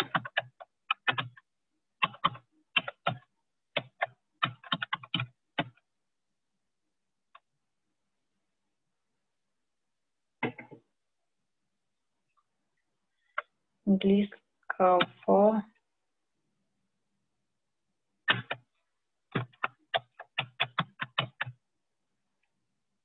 курс английского языка, мынакей. Курс английского бул жака чыкты, биз эметкендерибиз. Анан кийин мисалы үчүн ошондо адамдар силерди кантип издейт? Мисалы үчүн 2-3 адамдардын кантип издейт экендигин тууралуу маалымат алгандан кийин адамдар деген бир эле нерсе менен эмес, алар деген мындай 5-6 сөз менен, 3-4 сөз менен издеши мүмкүн, достор. Ошондой болот да. Ошон үчүн сиздер могу клон аккаунт деген ошол. Сиздер деген биринчи өзүңүздөрдүн чыныгы негизги аккаунтуңуздарды ачкандан кийин ага дагы кошумча 3-4 аккаунт ачып койгонуңуздар жакшы. Ал деген, достор, ошол аккаунт ачкандан кийин, клон аккаунт ачкандан кийин сиздер бул жерге анан кийин жазып коесуздар. Биздин негизги аккаунтубуз бул деп. Өзүңүздөрдүн тегти ушул жерге берип коесуздар, негизги аккаунтчу. Анан кийин бул жактагы сүрөт болсо, сүрөттөргө жанагы мен силерге кечээ 9 QA эле программанын аты. Жанагы бир сүрөттү бөлүп койгон, козулуп көрсөтүп койгончу, бесконечная лента деп өтпөдүк беле? Силер бул жерге бул силердин клон аккаунтуңарга киргизбейсиңер, ал жака пост киргизбейсиңер, жөн гана мындай жакшы ошол жанагы дизайн менен эле жакшы сүрөт коюп коесуңар да. Мага деген ким жөнөттү эле, азыр ошонукуна кирип көрөлүчү. Мынакей, көрдүңөрбү ушундай эмени коюп койгон? Силерге көрүнүп атабы, достор, жакшы эле? Ой, жеке көрүнүп атат. Мынакей, силерге ошондо клон аккаунтуңарга киргенде, бул деген азыр Animals World KG деп ачкан, бул өзүнүн негизги аккаунту болот. Ал жерге күнүгө постторду киргизип турат, жана ранжирование деген бөлүкчөдө түшүндүрдүк го. Күнүгө постторду, стористерди, жана башка нерселерди колдонуп турат, адамдарга пайдалуу маалыматтар менен бөлүшүп турат. Мисалы үчүн үйүңүздөгү жаныбарлар тууралуу кызыктуу маалымат, мисалы ит тууралуу кызыктуу маалымат сиз биле элек деп, анын жанагы өзгөчөлүктөрүн илимий изилдөөлөр боюнча жазсаңыз болот. Адамдарга кызыктуу болуш үчүн, үйүңүздөгү мышык тууралуу 5 факт деп жазсаңыз болот, адамдарга кызыктуу болуш үчүн. Мынакей, ушул сиздин негизги аккаунт, ошондой нерселерди киргизип турасыз. Анан кийин Animals World деп, мисалы үчүн жаныбарлар дүйнөсү деп дагы бир кыргызча аккаунт ачып коюңуз. Ал жака мына ушундай постту ушинтип эле коюп койсоңуз болот. же болбосо башка бир кызыктуу башка бир посту коюп койсоңуз болот, же болбосо жазуу менен коюп койсоңуз болот. Анан кийин бул жерге сөзсүз могул, бул жериңизге сөзсүз түрдө көрсөтөсүз. Негизги аккаунт, главный аккаунт мына ушул деп анан кийин Animal Words'ту көрсөтөсүз. Animal Words'ко киргенден кийин ал адамдарда чындыгында пайдалуу маалыматтар менен болуш керек. Мына ушундай достор, бир эмес, мына 2-3 нерсе ачып койгула. Эгерде сиз сумка саткан магазин болсоңуз, сумка саткан болсо, сумка KG деп ачкыла, сумочка KG деп ачкыла. Ошол сыяктуу достор, түшүндүңөрбү кантип ачыш керек экендигин? Ооба эжеке. Адамдар эмнеде издейт, ошону биринчи билип, анан кийин бир эле нерсе ачып койбой, ошол эң негизги активдүү аккаунтуңар бирөө болуш керек. Анан кийин калганы клон аккаунттар болуш керек. Анан ал клон аккаунтуңарга ушундай бир жакшы бир дизайн коюп коюшуңар керек. Анан кийин бул жерге аны негизги аккаунтуңарды көрсөтүп коюшуңар керек. Бул жерге жанагы биография деген жерине кошуп койгула. Биздин негизги аккаунтубуз мына ушул жака кириңиз деп. Анан кийин бул жерге дагы силер жанагы бизнес аккаунт болуп товар сатып ушундай кылып атсаңар дагы, ушул жерге WhatsApp номерди дагы сөзсүз түрдө кошуп койгула силер.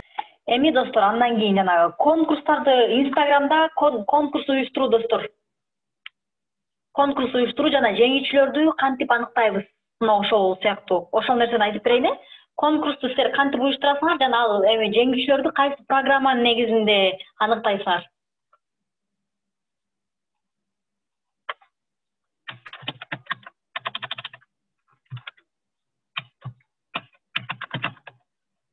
Конкурс уюштуруу. Конкурс уюштуруу. Анан конкурс уюштурганда достор, бул жерде мындай деген неме бар. Ошол нерсени дароо эле жазып койгула.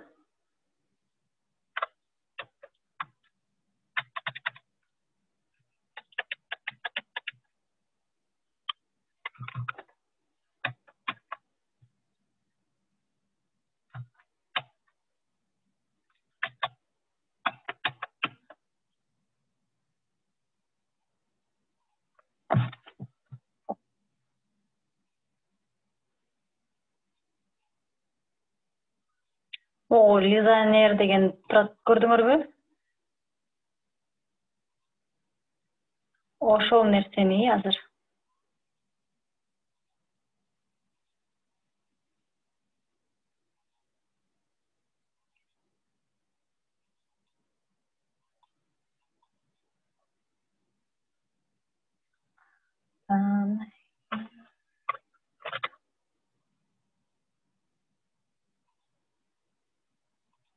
Достор, могу аккаунтту көрдүңөрбү? Жазылган аккаунтту.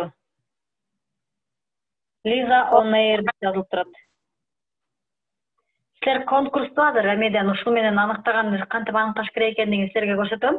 Силер конкурс уюштуруп атканда ошол конкурстун шарттарын жазып, анан ушул аккаунтту сөзсүз түрдө жазышыңар керек. Ушул нерсени тег кылышыңар керек. Тег белгилешиңер керек өзүңөрдүн эмеңерге. Өзүңөрдүн конкурстук постуңарга ушул нерсени белгилешиңер керек. Аны белгилегенди билебиз, биринчи моундай маймылча деп коебуз, ушундай нерсени кылып, андан кийин аны эмени жаза ошо Лиза, азыр мен бул жерге жазып коеюн. Лиза on air. Ушул нерсени белгилеп, анан ошол эмеге дизайнер программасына кирип, анан кийин ошол ссылканы койгондо, ошол биздин катталуучуларыбызды эметип аныктап берет. Азыр биз муну кантип уюштурат экендигибизди тууралуу айтып берейин. Мисалы үчүн, конкурс өткөрүп атканда, конкурс өткөрүп атканда силердин катталуучуларыңардын саны органикалык түрдө жогорулайт. Ал деген силер эч кандай деген башка адамдарга катталбайсыңар, башка адамдарга катталып кой деп да айтпайсыңар. Болгону силерге органикалык түрдө жакшы жол аркылуу силерге катталуучулардын санынын көбөйүшүн камсыздайт. Анан кийин силер ошол эле учурда өзүңөрдүн товарыңарды же өзүңөрдүн кызматыңарды элге сунуштайсыңар ошол конкурс уюштуруу менен. Бунун натыйжасында силерге ошол катталуучуларыңардын саны дагы көбөйөт. Андан кийин достор, силер катталуучуларга ошол силер аларга деген конкурс уюштуруп, аларга деген белектерди таратып отуруп, силер деген өзүңөрдүн катталуучуларыңардын, кардарларыңардын эсинде каласыңар. Силерге деген кимдер белек бергенин силер жакшы эстеп калсаңар керек достор, өзүңөр деле. Ооба. Ошол сыяктуу достор, ким кайсы бир компания башка бир адамга ошол бир керектүү белектире турган болсо, ал адамдын эсинде калат. Катталуучулар менен жакшы тыгыз байланышта болгонго дагы жакшы шарт түзүлөт достор. Бул конкурсту уюштурууда эмнелерге көңүл бурушубуз керек? Мынакей достор, эмнеге көңүл буруш керек экен? Мисалы үчүн, силердин чыгарган постуңа биз деген размерин айтканбыз, жанагы 1080 болуш керек деп, квадраттык размерде болуш керек достор. Квадрат размеринде болуш керек. Квадрат размеринде болуш керек. Анын размери достор. Жанагы силер жасап аткан Инстаграмга ылайыкталган дизайнда мына ушундай размерде жасалган достор. Бунун размери башкача болсо, узун болсо, ал узунунан киргизишиң керек болуп калат, бир аз эмеңерди башкача болуп калат достор. Бул Инстаграмдын өзүнүн размери, стандарттык размери. Постуңардын биринчи размери ушундай жакшы туруктуу болуш керек. Анан кийин экинчиден достор, баннерге, жанагы ошол постуңарга чыгып аткан баннерге. Дизайнга деп коеюнчу. Дизайнда, баннерле туура достор. Баннерге силер эмнени ойнотуп атасыңар? Силер конкурска силер эмнени бересиңер? Мына ошол нерсенин сүрөтү сөзсүз түрдө болуш керек. Приздин сүрөтү деп коеюн, Баннерге приздин сүрөтү сөзсүз түрдө коюлуш керек.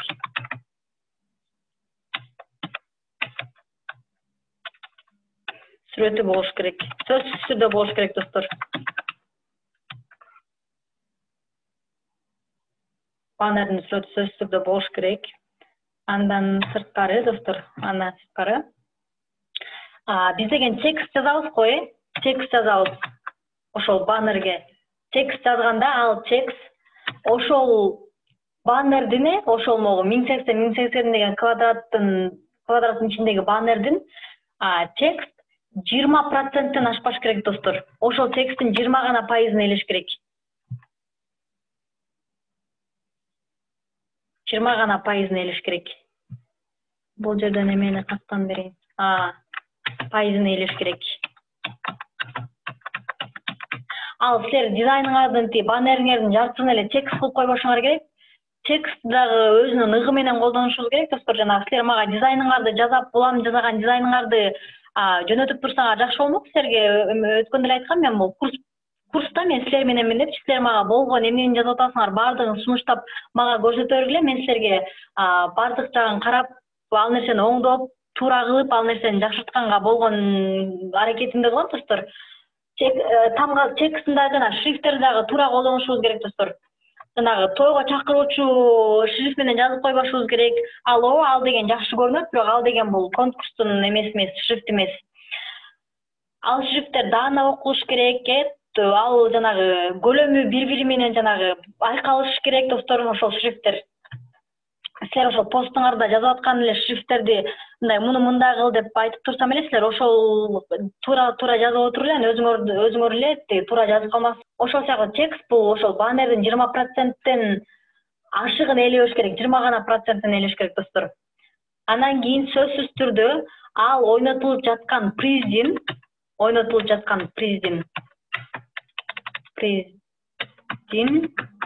баасын жазып коюшуңар керек достор.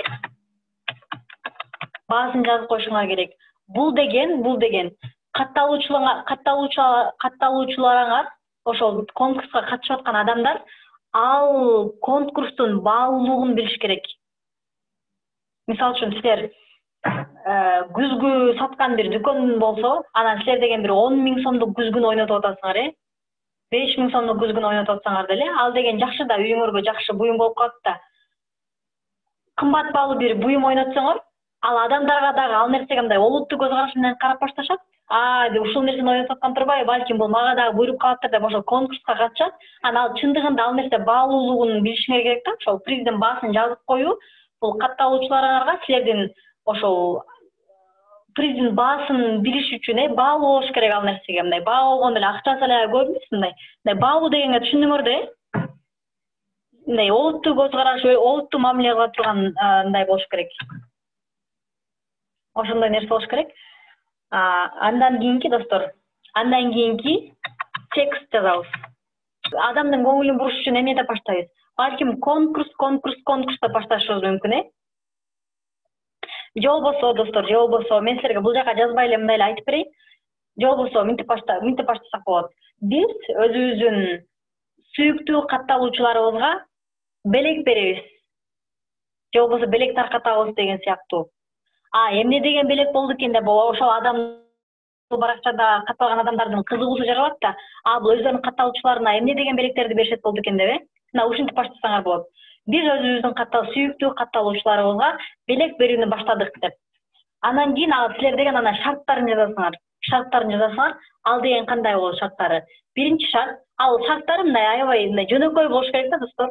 Андай шарттарын кыйын кылып койсоңор да адамдар түшүнүшпөйт, ага дагы көбүрөөк түшүнүп отурууга дагы көп убакыт бөлүшпөйт. Ошондуктан шарттар жөнөкөй болуш керек. Анын эң биринчи шарты биз деген бул нерсени бул конкурсту эмнеге уюштуруп атабыз? Биринчиден ошол активдүү өзүбүздүн максаттагы аудиториябызды таап, ошол катталуучуларды, сапаттуу катталуучуларды топтоо үчүн, Биринчи ошол биздин баракчага катталыңыз деп өзүңөрдүн баракчаңарды көрсөткүлө, ушул баракчага катталыңыз. Андан кийин экинчи учурда комментарийге 3 досуңузду же андан көп досуңузду белгилеңиз.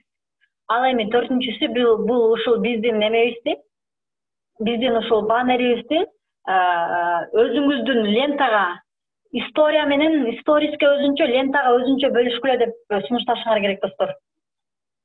Достор, мындай эле айтып атканым эле түшүнүктүү болуп атабы же бул жака жазып коеюнбу? Түшүнүктүү эле болуп атат эже.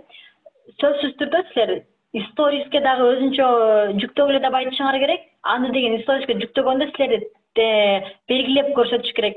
Анан силер деген жана история упомянул деп келип калат го. Ошондо силерге келгенден ал деген силердин чындыгында историяга бөлүшкөндүгүн билишиңер керек. Анан кийин лентага бөлүшүңөр керек. Ушул сүрөттү өзүңөрдүн лентаңарга жүктөп, бир хэштег коюшуңар керек достор. Эмне деп коесуңар? Өзүңөрдүн эмеңерге жараша хэштег коюшуңар керек. Менин күзгүмбү же менин үйүмбү иши кылып жанагы азыр өзгөчө жанагы кээ бирлер үйүм, мисалы үчүн менин үйүм дегенди уюм деп жазып коюшу мүмкүн, жанагы үй анан кийин у тамгалары бул телефондордо, клавиатурада бир аз маселе го. Кээ бирлер үй менен жазса, кээ бирлер у менен жазып коюшу мүмкүн. Ошондуктан силер катталуучуларыңарга оңоюраак болуш үчүн колуңардан келсе ошол үй, ың тамгалары кошулбай турган сөздөн жасалган бир хэштег койгула. Биз азыр бул күзгүнүн мисалында кетип атпайлыбы, Мисалы күзгүнүн эмеси болсо деп ошону айттым. Мисалы менин күзгүн деп койсоңор, башкалар менин күзгүм деп жазып коюшу мүмкүн, Анан ал хэштег менен силер ошол нерсени тандаганда, өткөнкү сабакта хэштег менен кантип иштегенди көрсөткөн, мисалы унутуп калган жоксуңарбы достор, эсиңерде барбы? Ошол хэштегти басканда бир гана ошого байланышкан сөздөр чыгат дегенбиз, Ооба. Жакшы. Ошол хэштег менен дагы эмеңерди уюштурсаңар болот. Анан кийин жана биз силерге жаздым го, могу Лиза Нейр депчи. Ушул жанагы комментарийдегилерди бул чыгарып берет. Андан кийин шарттарын түшүндүрүп, анан кийин сөзсүз түрдө жазып коюшуңар керек.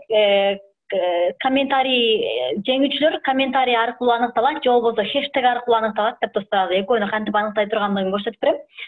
Экөөнүн бирөөсүн жазышыңар керек. Андан кийин калган шарттарын жазасыңар. Катышуучулар бир гана Кыргызстандан болушу керек, же болбосо бир гана Бишкектен болушу керек деп. Анан кийин бул биздин жыйынтыгын сөзсүз түрдө жазасыңар. Жыйынтык 2-сентябрь күнү, силер эми бир жумадан кийин же 10 күндөн кийин чыгарасыңар да. Мисал айтып атам да. Жыйынтык 2-сентябрь күнү кечки саат 22:00 Лизаны программасы аркылуу чыгат, же болбосо ушул өзүңөр койгон хэштегти белгилеп, ушул хэштег аркылуу чыгат деп толук көрсөтүшүңөр керек. Анан кийин сөзсүз түрдө ошол конкурстун жыйынтыгы чыгып жаткан учурда биздин конкурска катталган катталуучуларыбыздын аккаунту ачык болуш керек деп. Закрытый аккаунт болгондо бул программалар ал нерсени тандабайт достор. Закрытый аккаунт менен эмеге конкурска катышпаш керек. Ал нерсени тандалбай каласыңар, силерди тандалбайт себеби силер закрытый аккаунтсыңарда. Ошол нерсени бир кошумчалап коюшуңар керек, ачык аккаунт болуш керек деп. Анан кийин достор, Лиза менен кантип эметиш керек, аныкташ керек экенин азыр силерге эметип көрсөтүп берем. Выбор победителя деп чыкты, достор, көрдүңөрбү? Ушул жерге киребиз. Мынакей, ушул жерге киргенде, достор, мынакей биз Инстаграмыбызды, ушул Инстаграм менен бул программаны, Лиза Найр деген программаны биз байланыштырышыбыз керек мына минтип. Аккаунт Инстаграмды басканда, мына могул жерде Инстаграмдын сүрөтүн басканда, азыр загрузка болуп атат. Авторизация деп коет. Авторизация кылышыңар керек. Бул жерди басканда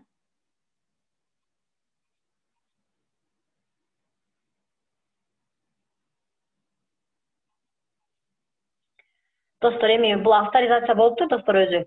Эми, достор, силер деген кантип эмени жеңүүчүнү кантип аныктайсыңар?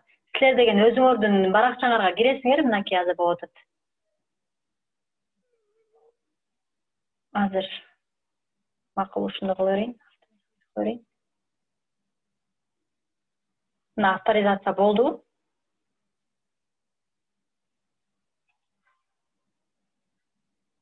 Азыр, достор,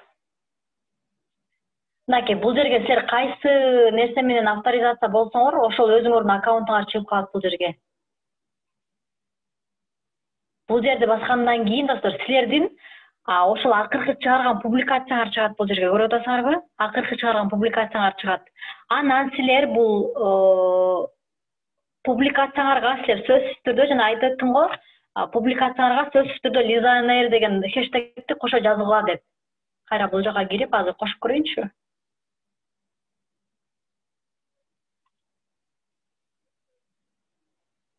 Бул жакта мынакей комментарийде жазылыптыр, достор. Мынакей бул жерге кирип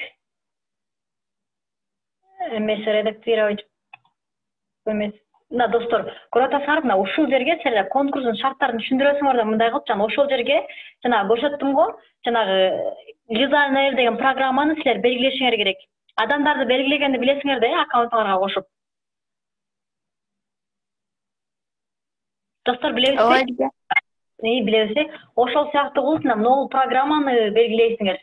Лиза Найрди жаздым го бул жерге. Ошол программаны кошуп койсоңор, анан кийин ушул сүрөттү басканда, силер конкурстук сүрөтүңөрдү басканда, мисалы үчүн, мондай болгондо. Мынакей бул жерге анын ссылкасы келди, мынакей, достор. Ошол сүрөтүңөрдүн ссылкасы бул жерге түштү. Эми азыр бул жерге канча комментарий, канча лайк жазылганы бул жака чыгат. Мынакей не найден дейт. Көрдүңөрбү? Бул деген табылган жок, себеп дегенде биз жанагы постко эме кылган эмеспиз. Постко ошол Лиза Найр деген программаны жүктөгөн эмеспиз. Анан кийин ушул жерге пост ссылка коюлгандан кийин бул жерге канча комментарий, канча лайк жазылганы коюлат. Анан кийин бул жердеги мне повезет дегенди минтип бассаңар, анан кийин бул жерге өзү эсептеп туруп, анан кийин бул жерге жеңүүчүнү силерге аныктап берет. Ошол комментарийге жазылган адамды, муну деген ушул нерселердин баардыгын деген силер түз эфир аркылуу кылышыңар керек. Достор, кимдин жеңгенин, кантип аныктагандарыңардын баардыгын катталуучуларыңар, конкурстун катышуучулары баардыгы өздөрү көрүп туруш керек. Анан кийин ал түз эфириңерди колуңардан келсе жүктөп да койгула. Эгерде аз эле адам көрүп калса, көп адам көрсө, анда жүктөбөй деле койсоңор болот. Бул программа менен аныктаганды билдик.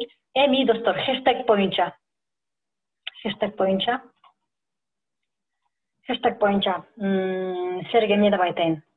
Азыр бир хэштегди жазайын, мен өзүм билген хэштегти, достор. Же силердин билген ошондой конкурс уюштурган хэштегиңер болсо, силер деле айтып берсеңер болот.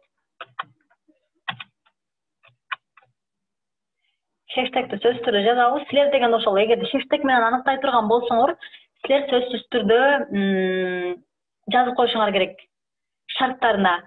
Бул хэштегти ушул хэштег менен сөзсүз түрдө өзүңүздүн лентаңызга киргизиңиз. Биз жеңүүчүлөрдү ушул хэштегтин жардамы менен гана аныктайбыз деп. Мисалы үчүн билим тил деген хэштег. Бул конкурс бүткөндөн кийин ал өздөрүнүн аккаунтун лентасындагы ал сүрөттү өчүрүп коюшат да, көпчүлүгүчү. Ошентип өчүрүп койгондон кийин бул жердеги хэштег азаят. Бул деген 100дөн ашуун хэштег бар болчу, 100дөн ашуун конкурска катышкандар бар болчу. Азыр 10 гана публикация деп көрүнүп турат, достор, көрдүңөрбү?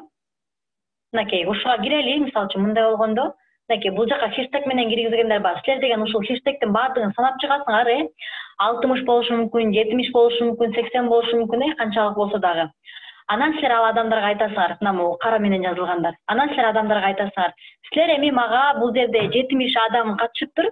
Эми силер 1ден баштап 70ке чейинки бир сан жазгыла. Силер баардыгын телефирден көрсөтүп турасыңар, мунун баардыгын.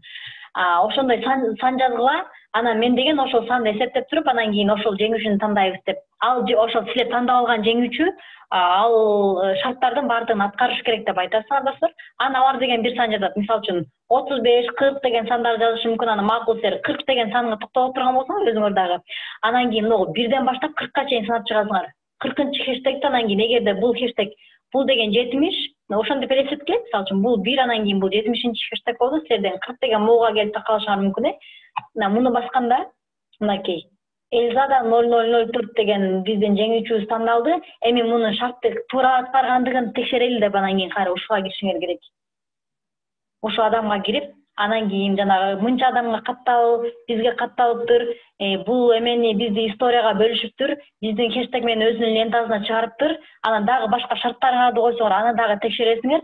Анан кийин ошентип силер ушул хештег менен, хештег жолу менен ушундай жол аркылуу, хештег менен ушундай жол аркылуу аныктайсыңар достор. Конкурсту өткөрө турган болсоңор. Достор, конкурсту кантип өткөрүп аныкташ керек экендиги боюнча түшүнүктүүбү? Ооба, түшүнүктүү. Ооба, эжеке түшүнүктүү. Жакшы достор. Мен силерге жанагы Лизанерди дагы түшүнүктүү болуш үчүн аны мен силерге видеого тартып жөнөтүп коюм. Балким силер конкурс уюштурганда ошолордун жардамы менен аныктайсыңар. Андан кийин достор, эң эле бизде популярдуу азыр көп адамдар колдонушат. Бул жерге Гүлгакы суроо бериптир. Лизанер деген аккаунтты эмнеге белгилеш керек, кандай касиеттери бар деп.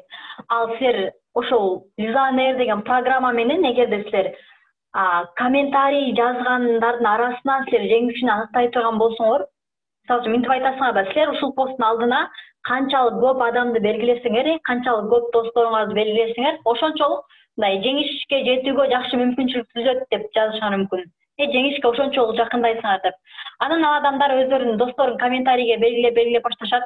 Ошол ал адамдын комментарийге белгилеген адамдар сиз тууралуу маалымат алышат. Бунун максаты ошондой да. Сиз өзүңүздүн катталуучуларыңыз башка өзүнүн тааныштарын, же болбосо өзү тааныбаган адамдарды адамдар канчалык көп комментарий кылса, ошолорду бул Лизанер деген программа ошолорго жараша тандап берет да. Ал деген ким көп комментарий жазса, балким ким комментарийди көп жазып, бирок анын деген аккаунту закрытый болуп калса, аны дагы тандабай калышы толук ыктымал достор. Ошол нерсеге да көп көңүл бурабыз. Бул деген программа ошол комментарийлерден бир жеңүүчүнү тандоо боюнча уюштуруп атсаңар, ошондой нерсе.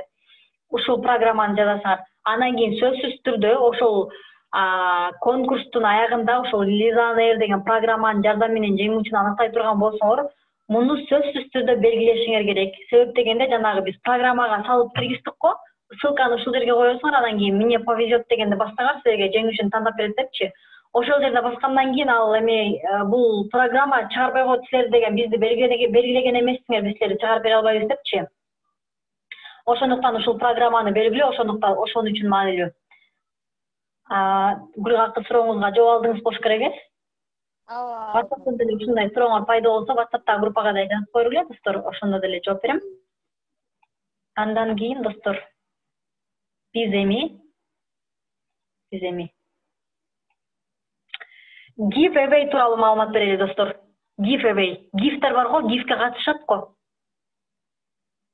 Мынакей ушулар тууралуу маалымат берели. Мунун плюс жагынан дагы минус жагы көбүрөөк достор. Ошолор тууралуу сөз кылалы. Ушул акыркы учурда бул эме катталуучулардын санын көбөйтүү үчүн аябай көп адамдар колдонуп атат. Макул, мунун деле бир пайдасы бар, бирок бул өтө мындай жакшы иштеп кете турган, аябай пайдалуу деп айтканга болбойт достор. Мисалы үчүн бир эмени аябай көптөгөн сонун деген белектерди берип ойнотушат. Мисалы үчүн бир адам ал гифке жанагы 100 миңден ашуундай миллионго жакындаган, миллион катталуучулары бар адамдар өздөрүнүн жана спонсорлордун бир гифке 10 миңден же 15 миңден акча алып ойнотушат. Эгерде ошол 50 адам спонсор болсо, ал 50 адам баардыгы 10 миңден берип катышса, ал деген 500 миң сом болот. Ошол 500 миңдин ичинен алар деген 100 миңге же 200 миңге белек алып, анан кийин калган акчаны өздөрүнө алып калышат да. Бул деген ошонун максаты ошондой. Башка адамдарга дагы пайда кылып, катталуучуларды топтоп, активдүүлүгүн жогорулатып бериш керек. Анын деле бир максаты бар да. Ар бир адам бир нерсени кылууда өзүнө пайданы көздөйт достор, билесиңерби? Эгерде мисалы үчүн 15 миңден гиф ойнотуп турган болсо, ага деген 50 адам катышса, ар бир спонсор ага 15 миңден бере турган болсо, ага деген 750 миң чогулат. 250 миңге белек алса, 500 миң өзүнө калат да. Ошол сыяктуу. Анан достор, бул белектерди утуп ушундай нерсе кылган ал адамдарга жакшы албетте. Бирок ал белекти утпай калган адамдар ал баракчалардан чыгып кетет достор. Силер деген гифке катышсаңар, силерден башка адамдар, утпай калган адамдар силерден эртеси күнү эле же ошол конкурс бүтөр замат эле чыгып кетиши мүмкүн. Мисалы үчүн бул нерсени өзүм деле көргөм. Мен деген бир атайын бул гифке катышкан кандай болот экендигин көрүү үчүн өзүм бир атайын бир гифке катышкам. Ошол гифтин жүрүшүндө ошол баракчага 75 миң адам катышкан. Бул деген жана Кыргызстан, Казакстан болуп чогуу өткөргөн гиф оюн болчу. Ага деген ошол гифтин жардамы менен, конкурстун жардамы менен 75 миң адам катышкан. Андан билесиңер, бул гиф токтоду. Жеңүүчүлөрдү жанагы айфондордун ошол өз ээлерине тапшырды уткандарга. Андан кийин 2-3 күндөн кийин эле бул адам ошол 75 миң деп турган катталуучулардын саны 45 миңге түштү. Көрүп атасыздарбы канча миң адам отписка болуп кеткен? Ооба. 30 миң адам отписка болуп кетти. Мынакей ошондой ал адамга деген ал нерсенин кереги жок. Мисалы үчүн Кыргызстанга эмне кереги бар деди? Казакстандагы бир компаниянын, бир дүкөндүн рекламасынын, аккаунтунун эмне кереги бар? Андай нерсе эмес. Ошол сыяктуу достор. Же болбосо максатты аныкташ керек. Гифке адам эмне максат менен катышат? Белгилүү да, ал деген белек утуш үчүн катышат, акча утуш үчүн катышат. Бир баалуу белектер болсо ошону утуш үчүн катышат. Анын негизги максаты ошол. Негизги максаты силердин аккаунтуңарга кирип, силердин кызматыңарды сатып алайын, кадар болоюн деген ал негизги максат эмес. Эгерде ал ошол конкурс бүткөндөн кийин ал адам каалаган учурунда, каалаган маалында силерден чыгып кете алат. Ошол нерсени дагы эске сакташыбыз керек. Анан кийин достор, дагы бир нерсе, биз деген бул Инстаграмдагы аккаунт үчүн максаттагы аудитория аябай маанилүү деп эдикпи? Ошол силердин өзүңөрдүн максаттагы аудиторияңардан башка дагы адамдар үстүнө келип кошулат да. Мисалы үчүн силер деген сулуулук салону бул бир гана жанагы чоң кыздар үчүн, айымдар үчүн да. Анан силер деген ал гифке катышсаңар, силерге жаш адамдар дагы катышат, эркек балдар дагы катышат, баардык эмедеги поколениядагы, муундагы адамдар катышат. Анан кийин силерге анан акыбатыңар ал нерседен түшүп кетиши мүмкүн достор. Силердин деген катталуучуларыңар көп, бирок силерге лайк койгондор аз, силердин баракчага кызыккандар аз. Бул деген тескерисинде силердин акыбатты түшүргөнгө алып келет. Анан кийин силердин алар деген караган учурда силерди таштап чыгып кетет. Ал нерсени дагы эске алабыз достор. Андан кийинки дагы айта турган нерсе, эгерде силер, эң маанилүү нерсе, силер деген эгерде ошондой гифке катыша турган болсоңор, таптакыр эле гифке катышпагыла болбойт деп айта албайм. Өзүңөр гифке катыша турган болсоңор, өзүңөрдүн тематикаңарга жараша, өзүңөрдүн максаттагы аудиторияңарга жараша катышпа достор. Балким мындай болушу мүмкүн.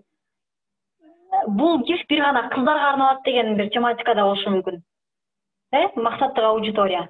Же болбосо бул гиф бир гана жаш энелер үчүн деген нерсе болушу мүмкүн. Ал гифти кимдер уюштурат? Чогулуп уюштурат да. Мисалы үчүн ал гифти жанагы детский садиктер уюштурушу мүмкүн. Жанагы башталгыч мектепке кабыл алган мектептер бар го. Азыр мектептер дагы, частный мектептер дагы өздөрүнүн социалдык тармактагы баракчаларынан дагы ал жакты дагы иштетип башташты. Ошол детсадтар, ошол башталгыч мектепке билим берүүчү мектептер, частный мектептер. Андан кийин жаш балдардын кийимин саткан, өспүрүмдөрдүн кийимин саткан дүкөндөр, ошол жанагы курстар, атайын ийримдер бар го, жаш балдар үчүн. Ийримдер бар го, азыр көбүнчө ментальная арифметика деген чыкты. Көбүнчө ошол жаштагы балдарга басым жасайт. 1-класстан 4-класска чейин. Ошондой билим берүүчү курстар катышы мүмкүн. ошолорго кийим саткандар катышы мүмкүн. Ошол курактагыларга ылайыкталып жасалган оюнчуктарды саткандагы дүкөн болушу мүмкүн достор. Мынакей ушинтип алардын деген максаттык аудиториясы бир болуп атпайбы, максаттык аудиториясы окшош болуп атпайбы? Мына ошондойлор чогулуп анан кийин гиф өткөрсө, ошондо конкурс өткөрсө, мына ошондо мындай бири-бириңердин максаттык аудиторияңар бири-бириңерге өтүп, мындай ошондо жакшы жыйынтык болот да достор. Эгерде гифке катыша турган болсоңор. Эгерде бул гиф катышып атыр, биздин катталуучулардын санын көбөйтүп берет экен деп эле мындай эле катыша берсеңер, эгерде силерге жөн гана мындай кооз көрүнгөн катталуучулардын саны керек болсо, анда катышсаңар болот. Анан кийин чындыгы силер мындай сапатты көздөп жүргөн, чындыгы жакшы иштеген контентти көздөп жүргөн аккаунт болсоңор, анда ал нерсенин кереги жок достор. Giveaway'дин пайда зыяндары мына ушундай. Гифке катышсаңар, анан кийин эгерде гифке катышсаңар дагы бир нерсе, силерге деген ошол гиф учурунда силерге деген кошумча жаңы катталуучулар дагы көбүрөөк башташат да, көбүрөөк топтолуп баштайт да. Анан ошол учурда өзүңөрдү таанытуу үчүн, алар менен таанышуу үчүн 2-3 пост жазып коюшуңар керек, тааныштыруу максатында. Биз ушундай компаниябыз, биз ушундай товар сатабыз, ушундай силерге ушундай кызматты көрсөтөбүз. Алардын силерге пайдасы эмне деп, аларга кандай пайдалуу жактары бар экендигин көрсөтүп коюшуңар керек. Же болбосо ошол эле катталуучуларыңарды өзүңөргө дагы кармап калыш үчүн ошол гиф уюшулуп, гиф өткөрүлүп жаткан маалда өзүңөр дагы баракчаңардын ичинен бир мини конкурс уюштуруп койсоңор дагы болот. Бирок колуңардан келсе өзүңөрдүн максаттык аудиторияңарга жараша гана гифтерге катышкыла. Анан кийин тигилер деле силер менен таанышып, силердин мини конкурсуңарга деле катышып, анан кийин каалаган учурда алар деген чыгып кетиши мүмкүн. Алар деген кармап кала албайсыңар. Себеп дегенде силердин баракчаңарда ал адамдын кызыгуусу менен кармап калып турган эч нерсе жок да. Себеп дегенде ал силердин максаттык аудиторияңар эмес. Достор, түшүнүктүү болдубу? Эгерде ал силердин максаттык аудиторияңар болсо, анда ал силерди калат, ал адамды кызыктырып өзүңөргө кармап калсаңар болот. Жакшы. Анда эмесе биз сабагыбызды жыйынтыктай берели.